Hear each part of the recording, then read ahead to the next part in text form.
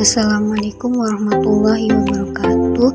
Kepada yang terhormat Ibu Nurma Izzati MPD selaku dosen pengampu mata kuliah kajian pembelajaran matematika modern, kami dari kelompok 6 dengan anggota Hisyam Ahyani dengan NIM 19081050221, Iis Sulihat dengan NIM 190810528, Dian Fauzia dengan NIM 190810580, dan Mustika Santi dengan NIM 19081055122. Kami akan mempresentasikan materi mengenai kebijakan kurikulum pendidikan matematika.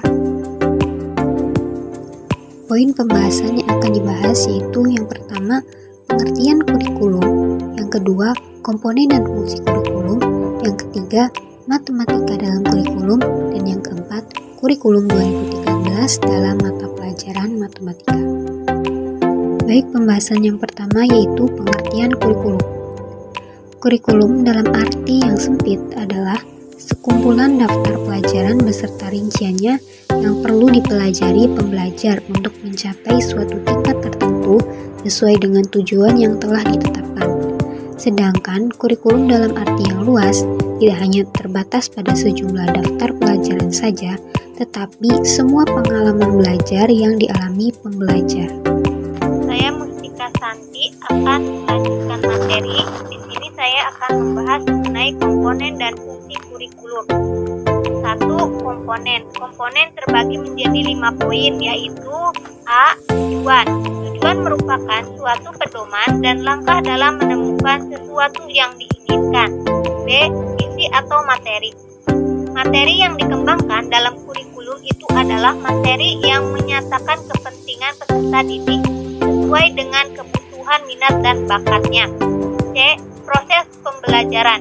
Komponen proses pembelajaran perlu disusun secara sistematis dan melibatkan beberapa pakar, baik itu guru, ahli pembelajaran, dan media pembelajaran, sehingga dapat menghasilkan sebuah rumusan yang mudah untuk dilaksanakan oleh guru di lapangan.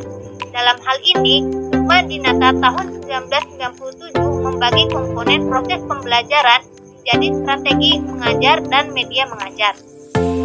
D. Organisasi. Pola pengorganisasian kurikulum tersebut adalah sebagai berikut.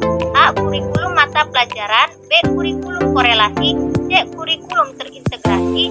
D. Kurikulum inti. Dan E. Kurikulum pemecahan masalah. Yang terakhir yaitu E. Evaluasi.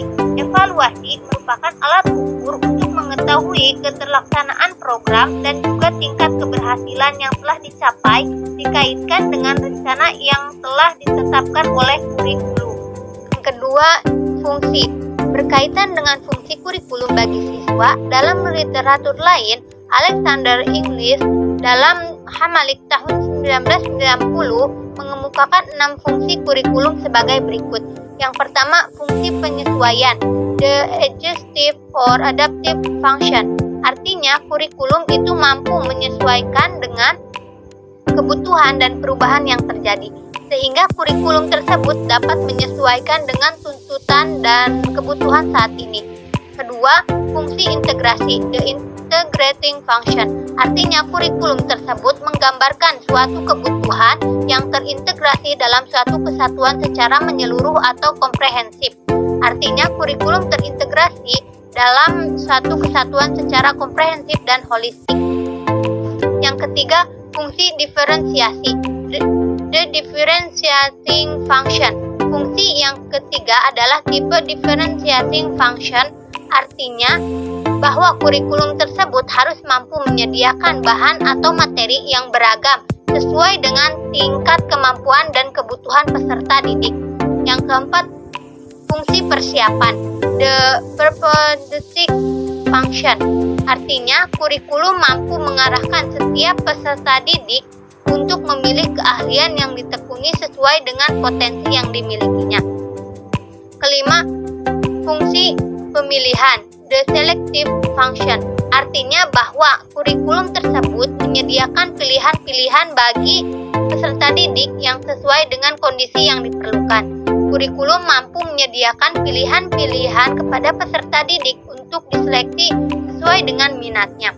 Yang keenam, fungsi diagnostik, the diagnostic function. Artinya, kurikulum tersebut disusun dan dikembangkan dengan mempertimbangkan hasil telaah atas kebutuhan.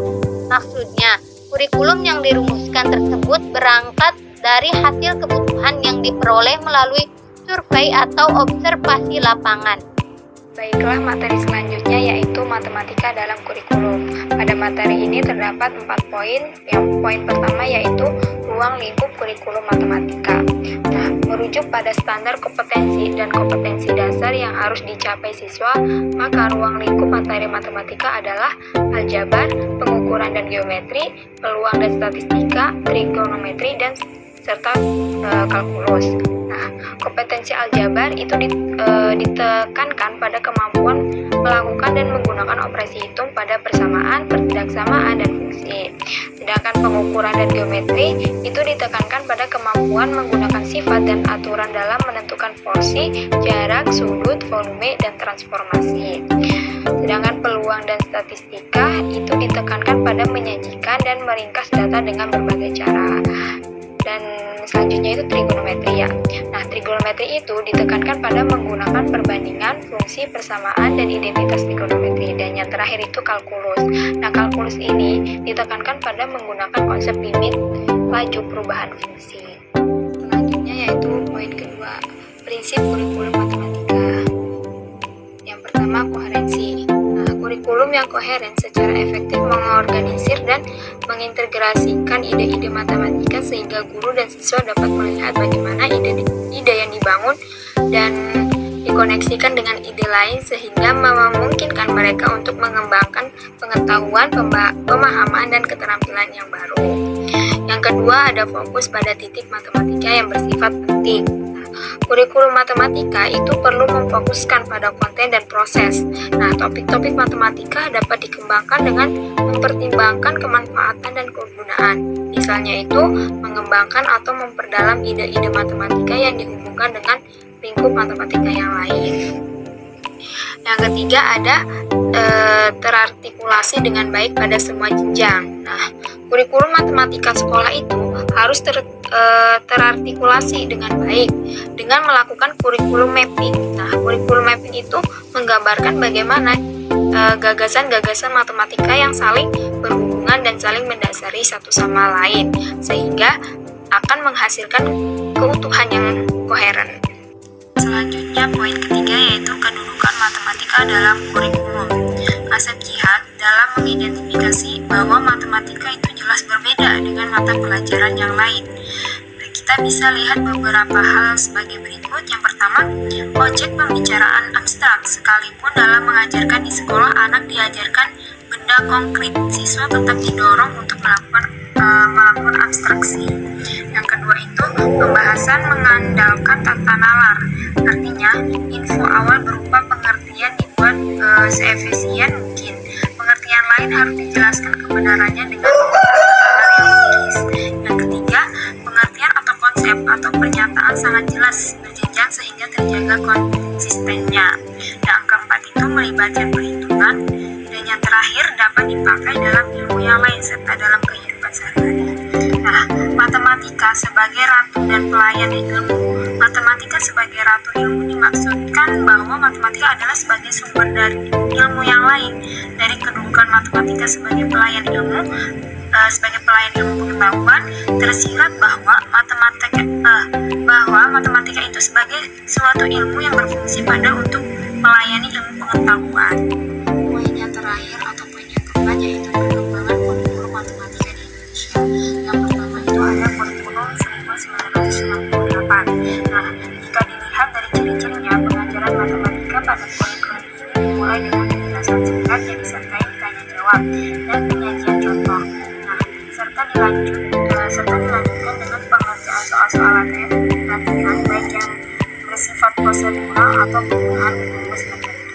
Yang kedua itu kurikulum 1995. Nah, teori belajar mengajar yang dipergunakan pada saat ini adalah campuran antara teori pengaitan dari Thorndike, aliran psikologi perkembangan. Teori yang lebih dominan digunakan adalah aliran psikologi perkembangan seperti dari Weygand, pembelajaran matematika adalah pemecahan masalah. Dan yang ketiga itu kurikulum 1984. Nah, perubahan yang terlihat adalah masuknya materi komputer ke dalam kurikulum matematika. Nah, teori belajar yang digunakan pada pengerjaan matematika ke kurikulum 1984 ini juga lebih bersifat campuran antara teori pengaitan, aliran psikologi perkembangan, dan aliran tingkah laku. Yang keempat ada kurikulum 1994. Nah, perubahan yang sangat mendasar terjadi di sekolah dasar. Perubahan tersebut adalah adanya penekanan khusus yang diberikan pada penguasaan bilangan, termasuk di dalamnya berhitung. Dengan demikian, untuk tingkat SLPP dan SMU, teori belajar yang digunakan dalam proses belajar mengajar masih bersifat campuran dengan dominasi ada pada penerapan aliran psikologi perkembangan. Yang kelima itu kurikulum 1999. Nah, pada kurikulum tahun 1999 ini terjadi sejumlah reduksi serta restrukturisasi materi bahan ajar sebagai langkah penyempurnaan pada kurikulum 1994. Nah, teori belajar yang digunakan pada kurikulum ini masih sama dengan yang digunakan pada implementasi kurikulum sebelumnya. Yang keenam yaitu kurikulum 2002. Pada tahun 2002, Pusat Kurikulum mengeluarkan dokumen kurikulum baru yang disebut kurikulum berbasis kompetensi. Jika dibandingkan dengan kurikulum sebelumnya, kurikulum berbasis kompetensi ini membuat dokumen yang cukup mendasar, terutama dalam hal penerapan pandangan bahwa dalam proses belajar anak itu dianggap sebagai pengembang pengetahuan. Dan yang ketujuh itu ada kurikulum 2006. Nah, tahun 2006 ini menjadi awal diberlakukan KTSP. Pembelajaran matematika di sekolah pada era KTSP menurut Badan Standar Nasional Pendidikan 2006 bertujuan agar siswa memiliki kemampuan sebagai berikut. Yang pertama, memahami konsep matematika, menjelaskan keterkaitan antara konsep dan mengaplikasikan konsep atau algoritma secara luas, akurat, efisien, dan tepat dalam pemecahan masalah. Yang kedua, menggunakan penalaran pada pola dan sifat, melakukan manipulasi matematika dalam membuat generalisasi, menyusun bukti, atau menjelaskan gagasan dalam pernyataan matematika. Yang ketiga, memecahkan masalah yang meliputi kemampuan memahami masalah, merencanakan model matematika, menyelesaikan model dan menafsirkan solusi yang diperoleh. Yang keempat, mengomunikasikan gagasan dengan simbol, tabel, diagram, atau media lain untuk menjelaskan keadaan atau masalah. Yang terakhir, memiliki sikap menghargai kegunaan matematika dalam kehidupan, yaitu memiliki rasa ingin tahu, perhatian dan minat dalam mempelajari matematika, serta sikap ulet dan percaya diri dalam memecahkan masalah. Dan yang kedelapan itu ada kurikulum 2013. Nah, kurikulum 2013 ini merupakan pengembangan lanjutan dari kurikulum berbasis kompetensi yang telah dirintis pada tahun 2004 dan KTSP 2006, yang mencakup kompetensi sikap, pengetahuan, dan keterampilan secara terpadu. Nah, Permendikbud nomor 69 juga menjelaskan bahwa kurikulum 2013 itu dikembangkan dengan penyempurnaan pola pikir, pola pembelajaran konvensional yang berpusat pada guru beralih menjadi pembelajaran yang berpusat pada peserta didik. Baik, saya Syamayani akan menjelaskan pembahasan terakhir, yaitu mengenai kurikulum 2013 dalam mata pelajaran matematika. Ya, sebelum kita kaitkan dengan mata pelajaran matematikanya, terlebih dahulu akan dijelaskan tentang karakteristik kurikulum 2013 itu seperti apa. Ya, yang pertama itu karakteristiknya. Kurikulum 2013 ini mengembangkan keseimbangan antara sikap spiritual dan sosial, pengetahuan, keterampilan, serta menerapkannya dalam berbagai situasi di sekolah dan masyarakat. Yang kedua, menempatkan sekolah sebagai bagian dari masyarakat yang memberikan pengalaman belajar agar siswa mampu menerapkan apa yang dipelajari di sekolah ke masyarakat dan memanfaatkan masyarakat sebagai sumber belajar. Jadi di kurikulum 2013 ini tidak berpatokan hanya kepada guru memperoleh ilmunya.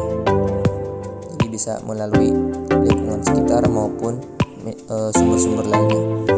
Nah, ya, yang ketiga karakteristiknya itu memberi waktu yang cukup leluasa untuk mengembangkan berbagai sikap, pengetahuan, dan keterampilan.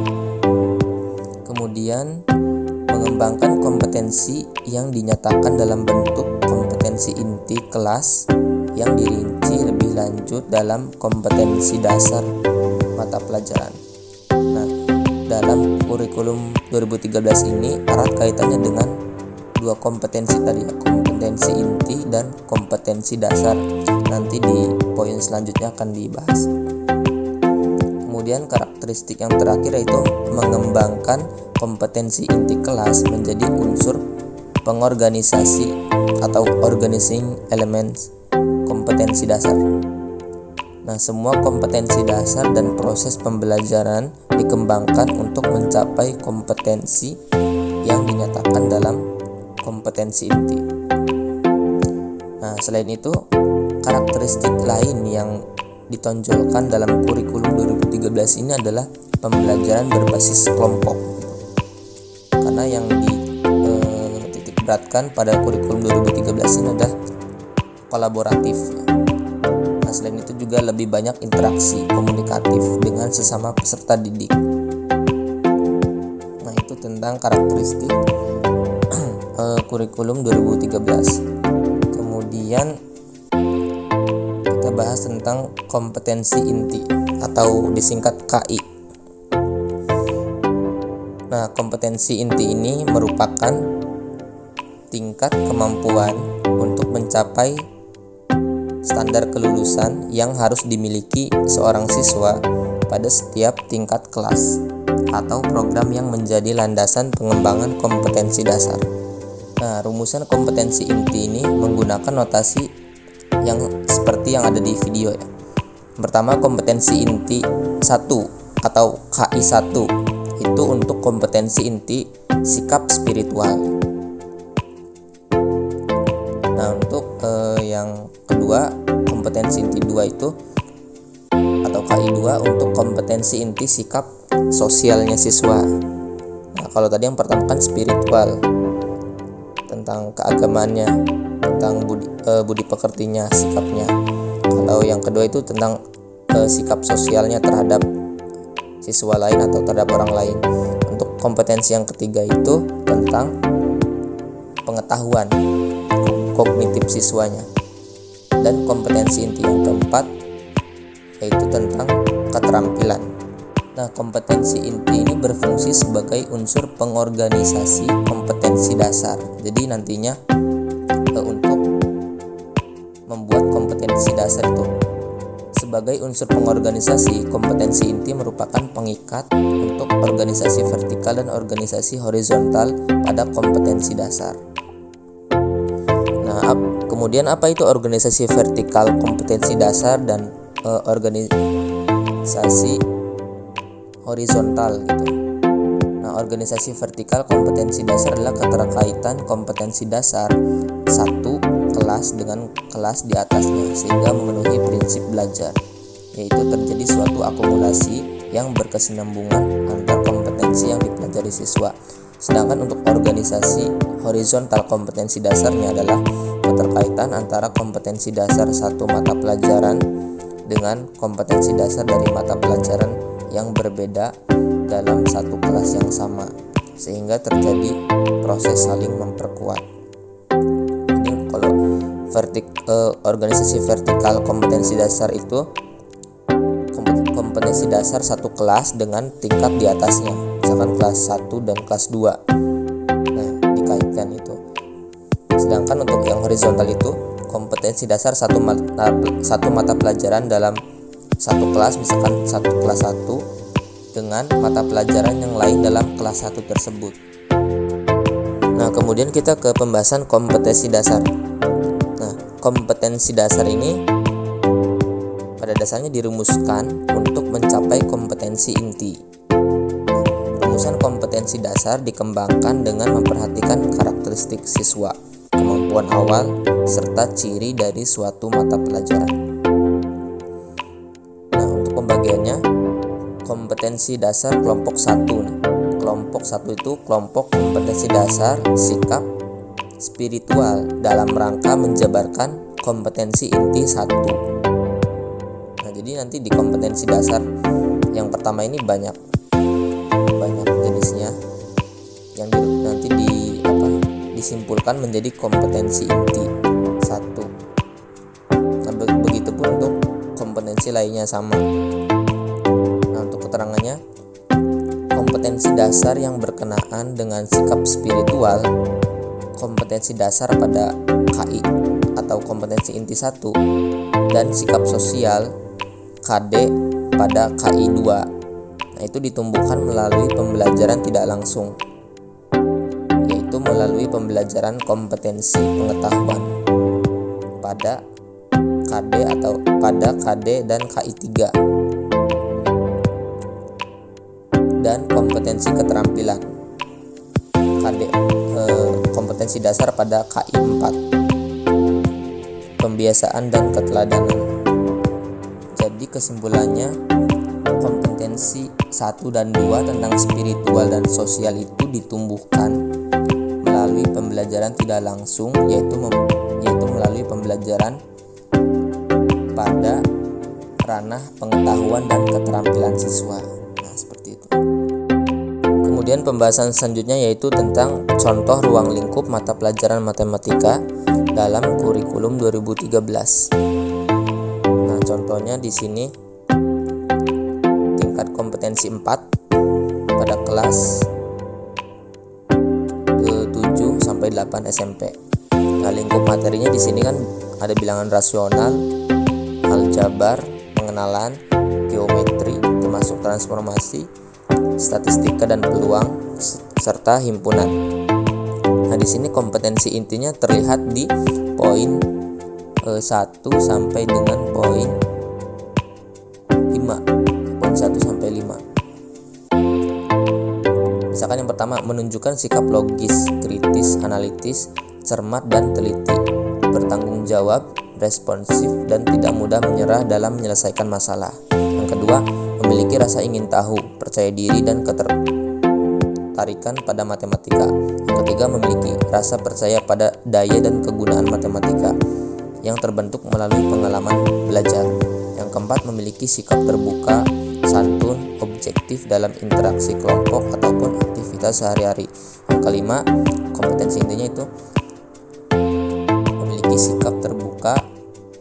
Yang kelima, memiliki kemampuan mengomunikasikan gagasan matematika dengan jelas. Nah, kemudian untuk kompetensi dasarnya seperti mengidentifikasi pola dan menggunakannya untuk menduga perumusan aturan umum dan pemberian prediksi. Ada juga memahami konsep bilangan rasional dilengkapi operasi dan urutan. Kemudian ada juga mengenal bentuk aljabar sederhana, linear dan kuadrat. Jadi untuk kompetensi dasar ini lebih khusus, sedangkan untuk kompetensi inti itu lebih umum.